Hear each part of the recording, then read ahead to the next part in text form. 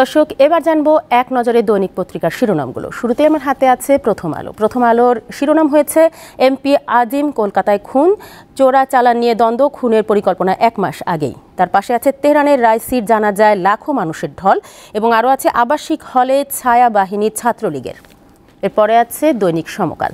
দৈনিক সমকালে মূল শিরোনাম হয়েছে বন্ধুর ছকে এমপি আজিম খুন, চোরাচালান নিয়ে দ্বন্দ্ব, 5 কোটি টাকায় খুনি ভাড়া। তার নিচে আছে আজিম আগে থেকেই ছিলেন আলোচনায়, মাস্টারমাইন্ড শাহিনের অগাধ বিত্ত ঘিরে রহস্য।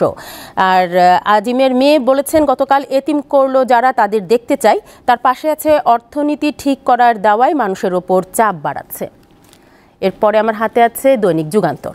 দৈনিক যুগান্তরে মূল শিরোনাম হয়েছে পরিকল্পনায় দেশি বিদেশি চক্র, এমপি আনার ভারতে খুন। তার পাশে আছে শীর্ষ সন্ত্রাসী বদরুল এখন বিসমিল্লাহ আলী, 24 বছর পর প্রকাশ্যে টপ টেরর এলাকায় আতঙ্ক। এবং এরপরে আছে দৈনিক ইত্তেফাক। দৈনিক ইত্তেফাকে শিরোনাম হয়েছে এমপি আজিমের লাশের সন্ধানে পশ্চিমবঙ্গ পুলিশ।